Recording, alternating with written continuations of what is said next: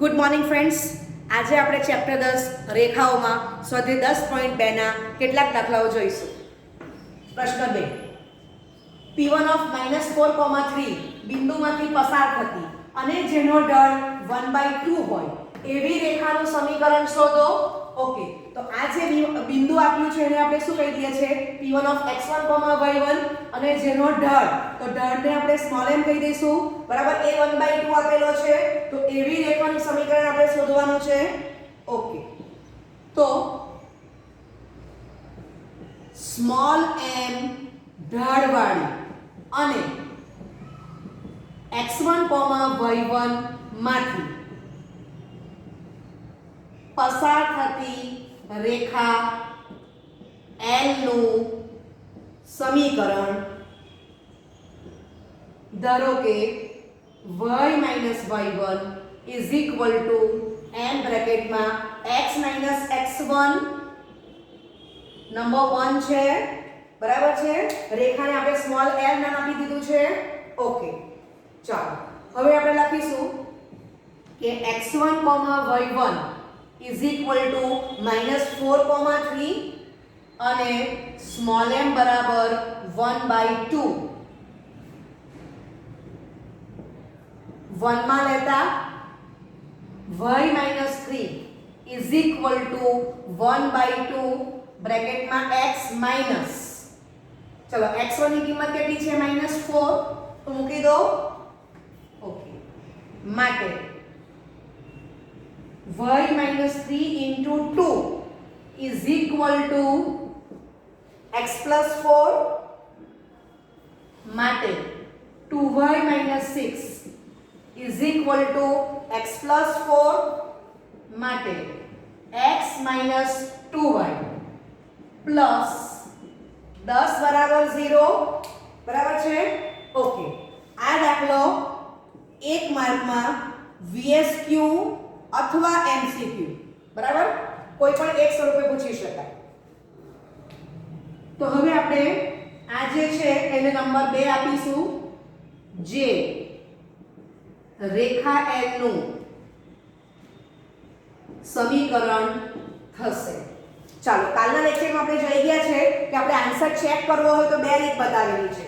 તો હવે આપણે આન્સર ચેક કરીએ કે આન્સર સાચો છે કે નહીં. તો LHS is equal to x minus 2y plus 10. Okay, તેમાં હું બિંદુ મૂકી દઉં છું એટલે x ને બદલે હું -4 લઉં છું અને y ને બદલે 3 લઉં. સમજાય છે? ઓકે, તો -4 - 2 into 3 plus 10 -10 plus 10 બરાબર 0. તો is equal to RHS. સમજાય છે?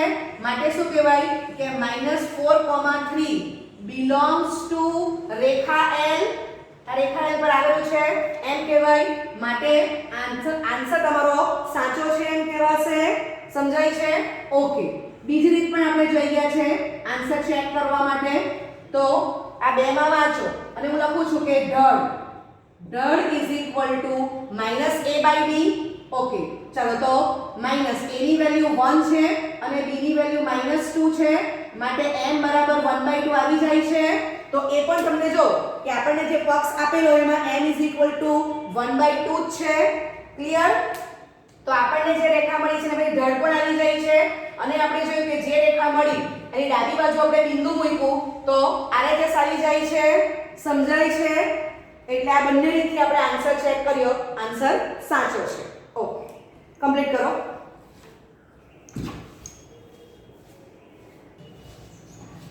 ઓકે, પ્રશ્ન 3 એ પણ 1 માર્કમાં MCQ અથવા VSQ સ્વરૂપે ચાલશે.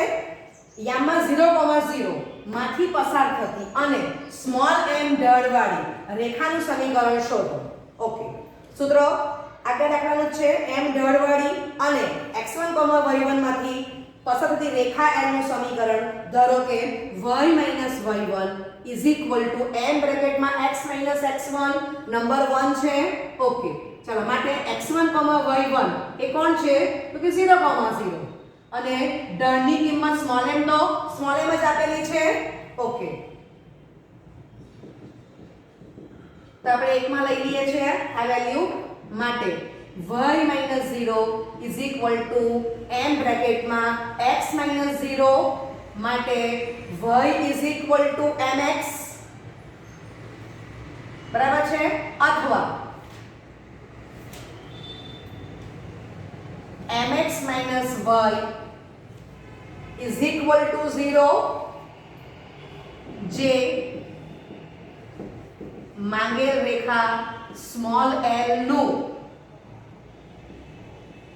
સમીકરણ દર્શાવે છે. ઓકે, ચાલો તો આપણે ચેક કરશું. અને LHS માં વેલ્યુ મૂકી દે છે બરાબર. આ ફોર્મ કે આ ફોર્મ એક જ છે, આના પરથી જે આવેલું છે. ઓકે, ચાલો x અને y ની કિંમત આપણે 0 મૂકશું. તો 0 - 0 0 ઇઝ ઇક્વલ ટુ RHS માટે 0, 0 belongs to રેખા L. આ રેખા L નું સમીકરણ છે, સમજાય છે? એટલે આન્સર સાચો છે એમ ખબર પડે. ઓકે, ચાલો હવે બીજી રીત. તો mx માઈનસ y બરાબર 0 નો ઢાળ is equal two small m is equal two minus a/b. Okay, તો માઈનસ a ની વેલ્યુ m બરાબર છે અને b ની વેલ્યુ -1 છે. તો આવી જાય છે m is equal two m. એટલે પણ કહેવાય કે આપણો જે જવાબ આવ્યો છે સાચો છે. ઓકે, કમ્પ્લીટ કરો. ઓકે, પ્રશ્ન 4 2,2√3 માંથી પસાર થતી અને જેનો x સાથેનો ઝોક 75 ડિગ્રી હોય તો એવી રેખાનું સમીકરણ શોધો. આ દાખલો 2 માર્કમાં હેલ્પફુલ થશે. ઓકે, ચાલો આપણને પક્ષમાં શું આપેલું કહેવાય? તો x1, y1 is equal two 2,2√3 અને θ બરાબર 75 degree.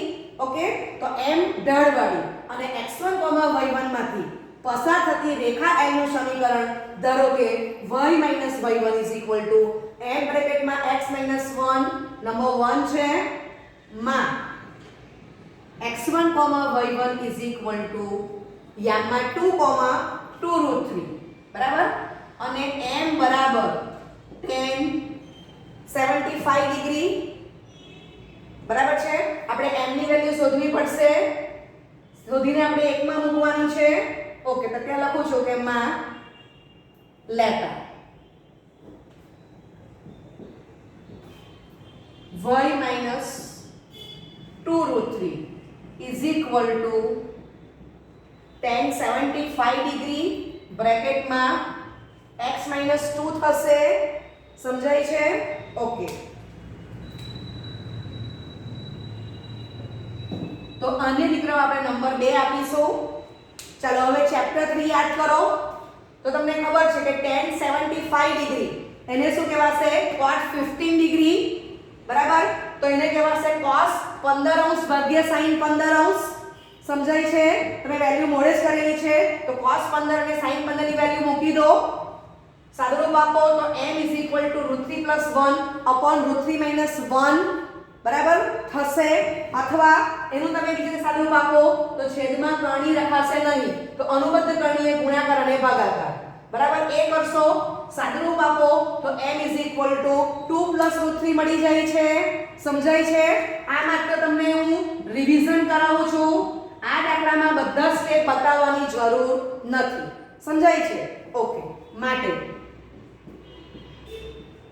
y - 2√3 is equal to √3 + 1 /√3 - 1 બ્રેકેટમાં x - 2 number 3 કરીશું. સમજાય છે? ઓકે, તો આપણે યાદ જ રાખેલું છે કે sin 15 તો √3 - 1 /√2 cos 15 તો √3 + 1 /√2 છે. સમજાય છે? ઓકે, ચાલો તો આપણે ડાયરેક્ટ વેલ્યુ મૂકવાની છે. આ માત્ર રિવિઝન કરાવેલું છે. ઓકે, કમ્પ્લીટ કરો આટલું. ચાલો આનું સાદુરૂપ આપીશું.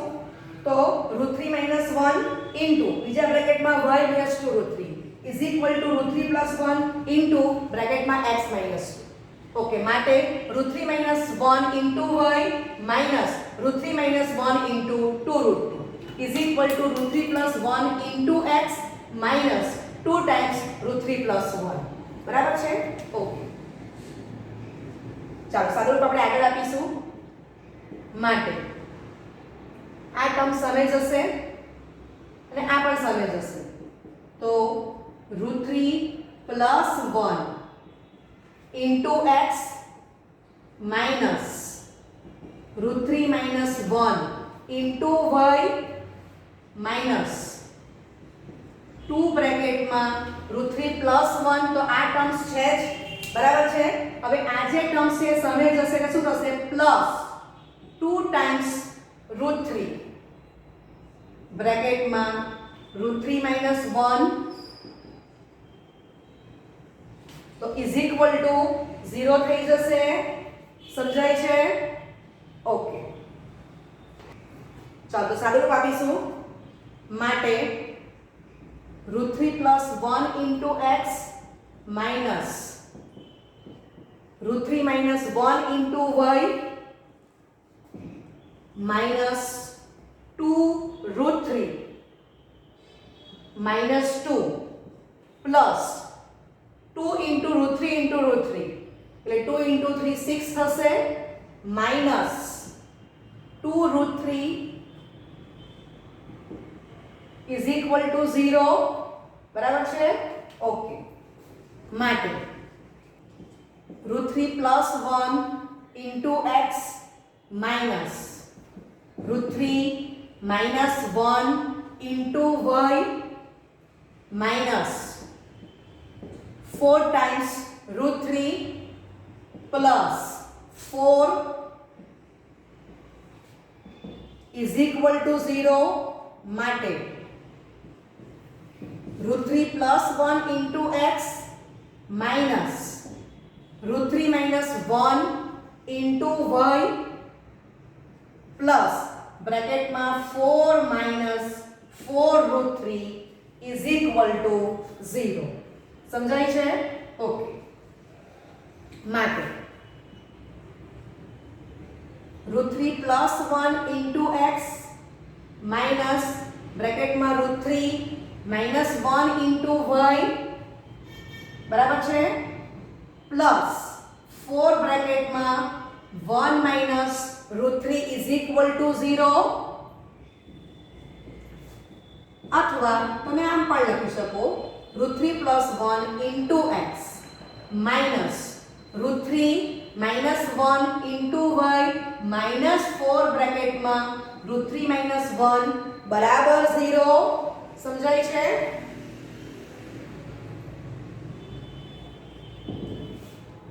જે માંગેલ રેખા L નું સમીકરણ દર્શાવે છે ઓકે ચાલો તો કમ્પ્લીટ કરો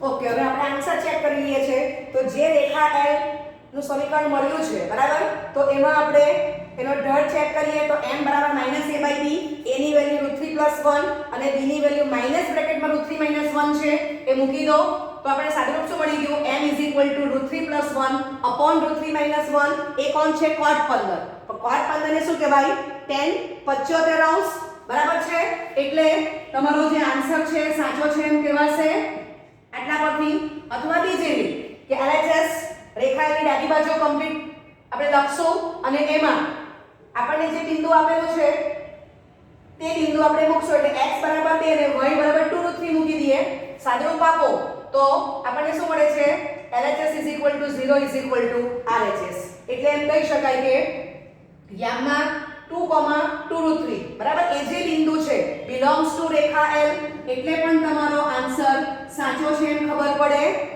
ઓકે કમ્પ્લીટ કરો આ ફક્ત નોલેજ માટે છે બતાવવાની જરૂર નથી એક્ઝામમાં રાઇટિંગમાં બતાવવાનું નથી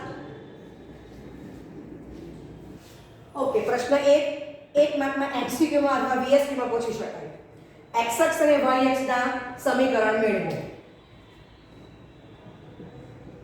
તો તમને ખબર જ છે કે x અક્ષ પર y 0 એટલે એને y = 0 રેખા કહેવાશે આ જે y અક્ષ છે બરાબર છે? તો y અક્ષ પર શું છે? એક્સિયમ 0 હશે એટલે y અક્ષને શું કહેવાય? x = 0 રેખા કહેવાશે. સમજાય છે? તો આન્સર કમ્પ્લીટ થઈ ગયો. ઓકે, માટે x અક્ષનું સમીકરણ y = 0 થશે. બરાબર?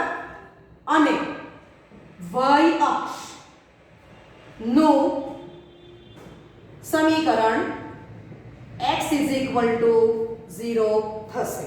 ઓકે, કમ્પ્લીટ કરો. Okay, thank you very much.